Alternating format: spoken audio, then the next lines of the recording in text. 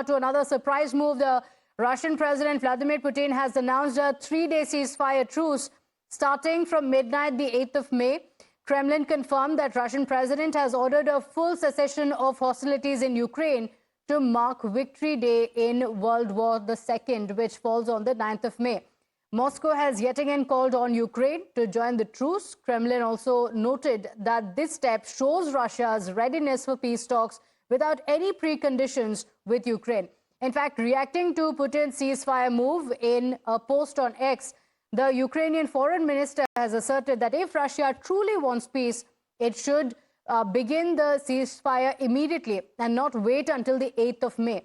The White House has responded to the Russian president's temporary ceasefire plan, saying that President Donald Trump is increasingly frustrated with leaders of both Russia and Ukraine, and that he wants to see a permanent ceasefire first to stop the killing. Look, the president talked about this after the meeting himself yesterday when he took questions from reporters on Air Force One.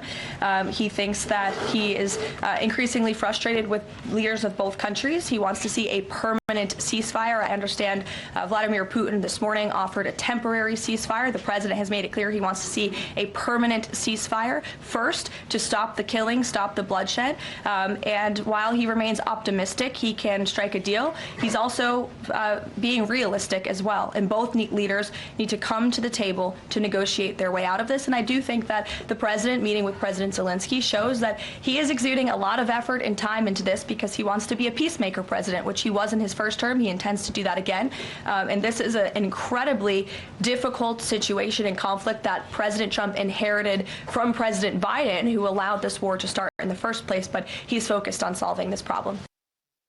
So remember, a few days back, the Russian President Vladimir Putin had declared the Easter ceasefire in the long-standing invasion against Ukraine, and the ceasefire had lasted 30 hours. Putin made the announcement after meeting the Russian General Staff Chief, but now yet again making the announcement, and it will be interesting to see what happens next because Ukraine says that Russia can't be trusted. With that, it's time for us to slip into a quick break. Don't go anywhere. We'll be right back.